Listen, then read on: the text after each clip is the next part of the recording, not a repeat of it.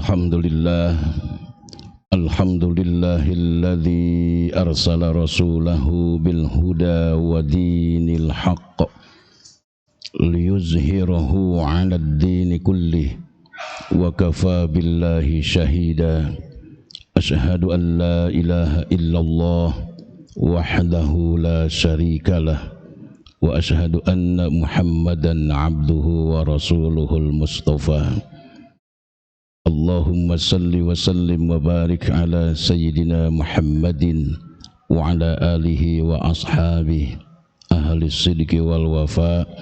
Amma ba'd, fa ya ibadallah usikum wa iyaya bitaqwallah faqad fazal muttaqun.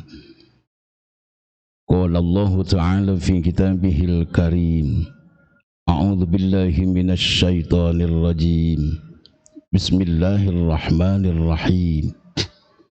Innal ladzina qalu rabbunallahu tsumma istaqamu tatanazzalu 'alaihimul malaikatu alla takhafu wa la tahzanu wa abshiru bil jannati allati kuntum tu'adun.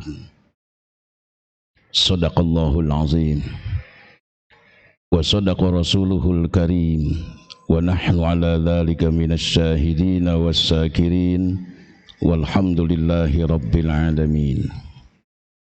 Sidang Jumat yang berbahagia, sejenak marilah kita memanjatkan puji dan syukur kita kepada Allah Subhanahu wa taala yang telah memberikan beraneka ragam kenikmatan kepada kita, bil khusus ni'matul iman wa ni'matul islam wa ni'matul ihsan. Dengan nikmat yang iman yang ada di dalam diri kita yang telah Allah tanamkan dalam diri kita, alhamdulillah saat ini kita bisa menghadiri dan melaksanakan undangan Allah Subhanahu wa taala untuk melaksanakan salat Jumat berjamaah. Ini sebagai bukti tanda syukur kita kepada Allah yang Maha Kuasa. Saat ini kita melakukan ruku dan sujud di hadapan Allah, menghias bibir kita dengan tasbih, tahmid dan takbir, juga istighfar, sebagai tanda syukur kita kepada Allah Subhanahu wa taala yang telah memberikan dan mencurahkan beraneka ragam nikmat ini. Mudah-mudahan kehadiran kita saat ini disertai dengan pengampunan dan keberkahan Allah Subhanahu wa taala.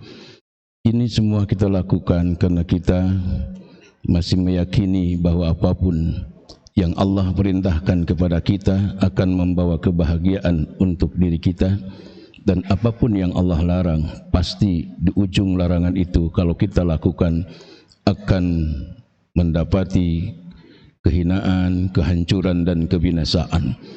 Inilah jiwa yang istiqamah. Karena keistiqomahan kita saat ini kita bisa hadir sekalipun di masa pandemi yang sampai saat ini belum kunjung berakhir. COVID-19 bukan untuk ditakuti, tapi hanya untuk diwaspadai. Takut hanya kepada Allah Subhanahu wa taala. Andai kita sudah benar-benar takut dan takwa kepada Allah, insyaallah seluruh makhluk yang ada di bumi ini akan Allah bikin takut kepada kita.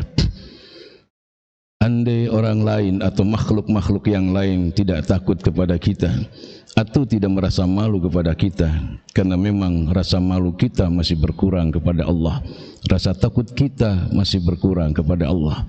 Inilah yang harus kita tanamkan dalam hidup, perasaan takut kepada Allah. Andai kita takut kepada penyakit yang lain atau corona, maka akan menimbulkan melemahnya imun tubuh kita.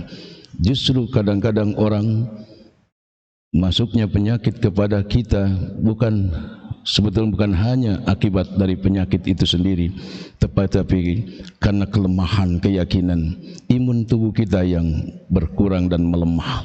Oleh karena itu mudah-mudahan di tengah-tengah pandemi kita lakukan ibadah ini. Semoga keberkahan dari pelaksanaan ibadah ini bisa menjaga dan mencegah penularan COVID-19 ini. Allah Subhanahu wa taala berfirman di dalam Al-Qur'an, innal ladzina qalu rabbuna Allah thumma istaqamu tatanazzalu alaihimul malaikatu alla takhafu wa la tahzanu wabshiru bil jannati allati kuntum tu'adun. Fussilat ayat 30. Sesungguhnya orang-orang yang mengatakan Tuhan kami adalah Allah, kemudian mereka istiqomah, berpegang teguh, konsisten, berdiri tegak di atas jalan dan aturan Allah Subhanahu wa taala, maka dia tidak usah bersedih, dia tidak usah takut. Allah takhafu wa la tahzanu. Di akhir kehidupan nanti malaikat juga akan mengatakan kepada mereka, kalian jangan takut, kalian jangan bersedih. Allah telah bukakan pintu surga seluas-luasnya untuk kalian. Sidang Jumat yang berbahagia, oleh karena itu di dalam hidup ini, termasuk di dalam waktu sisa hidup ke depan yang entah berapa hari lagi, entah berapa bulan lagi, entah berapa tahun lagi, kita tidak pernah diberitahu oleh Allah Subhanahu wa taala. Manfaatkan. Yang pertama, kita harus istiqamah di dalam berakidah.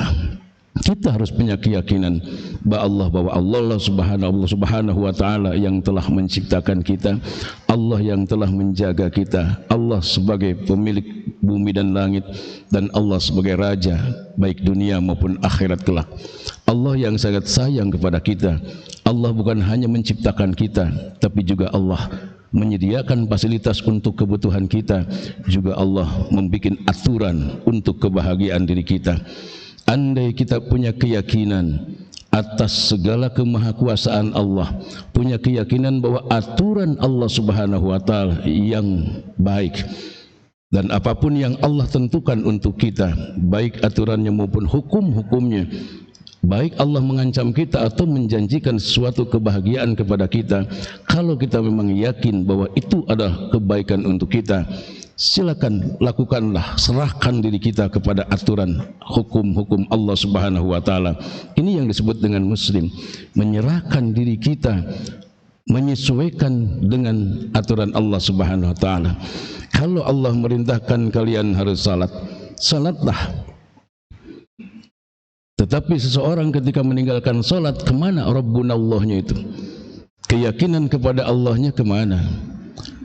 Ketika kata Allah, jauhi larangan, jauhi minuman keras, jauhi perjudian.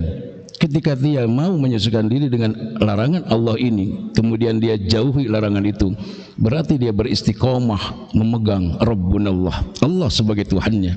Tetapi pada saat dia melanggar aturan, kemana keyakinan Rabbunallahnya ini? Makanya saudaraku, yang disebut dengan maksiat bukan hanya melanggar larangan Allah, tapi juga disebut maksiat pada saat manusia meninggalkan perintah Allah. Lamun jalma disuruh ngaji tidak ini, padahal dia punya waktu dan dia sehat, maka kemana keyakinan Rabbunallah yang setiap kali dia katakan la ilaha illallah Rabbunallah, Tuhan kami adalah Allah? Mana? Kemana itu Allah? Bukankah kita sudah yakin bahwa apa yang Allah perintahkan kepada kita itu adalah menguntungkan dan membahagiakan kita? Kenapa tidak dilakukan? Jadi keyakinan sudah ada, tapi kepasrahan kita terhadap hukum dan aturan Allah yang belum ada. Oleh karena itu saya mengajak kepada semua kita, ketika kita meyakini bahwa Allah Subhanahu wa taala yang Maha Pengatur dan Allah Maha Sayang kepada kita, apapun yang Allah anjurkan, apapun yang Allah larang untuk kita, semuanya itu adalah untuk kebaikan kita, tinggal perlu ngalaksanakeun. Anu kaduana disiplin ibadah. Sekarang ini banyak orang-orang yang mau merubah ibadah-ibadah kita. Bahkan banyak ingin menyesuaikan dengan budaya-budaya sehingga nilai-nilai ibadah ditinggalkan. Agama teu bisa dijieun-jieun, jeung agama teu bisa dijiga-jiga, dinya-nya. Agama itu adalah gaya ibadah, sudah diatur oleh Allah dan Rasulnya. Taraktu fikum amrayn lan tadillu abada in tamassaktum bihima. Ada dua hal yang kami tinggalkan, kata Nabi, kami wariskan untuk kalian semua. Kalau kalian pegang yang dua ini, kalian tidak akan sesat seumur hidupmu. Apa itu yang dua? Kitab Allah wa sunnata Rasulih. Al-Quran dan Sunnah Rasulullah Sallallahu Alaihi Wasallam. Untuk mengukur bahwa kita Muslim atau bukan dengan dua ukuran ini. Andai umat Islam memegang Al-Quran dan Sunnah, insya Allah tidak akan ada pertengkaran, tidak akan ada percekcokan. Sekalipun perbedaan mungkin hanya perbedaan kecil-kecilan di masalah furu'iyah, tetapi urusan akidah yang sama. Menurut Al-Quran dan Sunnah bahwa Tuhan kita Allah, Nabi kita Nabi Muhammad Sallallahu Alaihi Wasallam, imam kita Al-Quran, kiblat kita Ka'bah, tanah suci kita Makkah. Andai semua pegang itu, insya Allah kemanapun kita melangkah, kemanapun kita pergi, asal semua kita memegang Al-Quran dan Sunnah, tidak akan ada percecokan, tidak akan ada perbedaan. Andai seseorang ditanya, kalian suka salat? Suka. Berapa waktu salat? 5 waktu. Berarti benar sesuai dengan Al-Quran dan Sunnah Rasulullah Sallallahu Alaihi Wasallam. Tetapi ketika ditanya berapa waktu kalian salat, cuma 3 waktu, berarti lain Islam, berarti keluar dari jalur Allah dan jalur Sunnah Rasulullah Sallallahu Alaihi Wasallam. Kiblatmu mana? Ka'bah Baitullah, benar menurut Al-Quran dan Sunnah. Ketika ditanya kiblatmu mana, tanah suci mana, Karbala, berarti itu sudah keluar jalur, berarti dia sudah keluar dari Sunnah Rasulullah Sallallahu Alaihi Wasallam. Untuk mengukur ini, makanya kalau umat memegang Al-Quran dan Sunnah dimanapun dan di tempat manapun, kapanpun, insya Allah akan nyaman dan aman, karena semuanya konsepnya sama. Dan yang ketiga, kita harus memiliki keistiqomahan di dalam berakhlak. Allah telah mengatur di dalam agama Islam ini. Makanya akhlak Islam inilah yang harus kita terapkan di dalam kehidupan. Allah Subhanahu wa taala melarang kesombongan. Kalian jangan sombong, kalian jangan ghibah, kalian jangan zalim, kalian jangan hasud. Semua itu Allah Maha tahu kenapa Allah larang. Karena itu akan merugikan manusia, akan mencelakakan dan membinasakan manusia. Andai kita punya jiwa istiqomah, Allah Tuhan kita yang harus kita patuhi, Allah yang akan kita ibadahi, tidak akan sulit. Ketika kita menjauhkan diri dari larangan, itu berarti kita punya jiwa yang istiqamah, memegang tali, memegang aturan dan hukum-hukum Allah Subhanahu wa taala. Karena banyak orang yang menentang hukum Allah, banyak orang yang menganggap tidak adil terhadap aturan Allah, banyak orang yang menganggap tidak relevan Al-Quran di masa kini. Makanya Allah turunkan azab, beraneka ragam azab, peringatan-peringatan Allah Subhanahu wa taala yang terjadi di bumi pertiwi. Itu akibat dari perbuatan kemaksiatan. Sekali lagi, kemaksiatan bukan hanya melanggar aturan, melanggar larangan Allah, tapi juga meninggalkan perintah Allah, meninggalkan ngaji, meninggalkan berjamaah. Itu adalah bentuk kemaksiatan. Inilah yang harus kita pegang dalam kehidupan. Insya Allah ketika kita beristiqomah, istiqomah dalam berakidah, istiqomah dalam beribadah, istiqomah dalam berakhlak, ketika nanti akan menghadap Allah, di saat-saat kita akan melepaskan nafas yang terakhir, malaikat akan berdatangan kepada kita, mereka pun akan mengucapkan kepada kita, membisikkan kepada kita, alla takhafu wa la tahzanu wa abshiru bil jannah allati kuntum tu'adun. Jangan khawatir, kalian jangan merasa takut. Allah akan memasukkan kalian ke dalam surga. Selamat kalian memperoleh kedamaian dan kebahagiaan, dan kami para malaikat akan mengawal kalian sampai nanti kalian masuk surga. Inilah yang dijanjikan oleh Allah.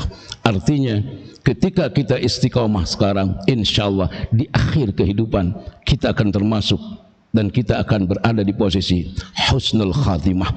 Seorang ahli sufi, Ibnu Athaillah, pernah mengatakan, bagaimana mungkin seseorang bisa baik di akhir kehidupan andai kebaikan itu tidak diawali dari sekarang. Marilah kita mulai kebaikan-kebaikan itu dari mulai sekarang, memanfaatkan waktu sisa ini. Apapun yang Allah perintahkan kita lakukan, apapun yang Allah larang untuk kita, kita berusaha, berjuang untuk menjauhinya, supaya nanti kita di dalam kehidupan akhir berada di dalam keadaan husnul khatimah. Barakallahu li wa lakum fil Qur'anil azim wa nafa'ani wa iyyakum bima fihi minal ayati wad dzikril hakim wa taqabbala minni wa minkum tilawatahu innahu huwal ghafurur rahim.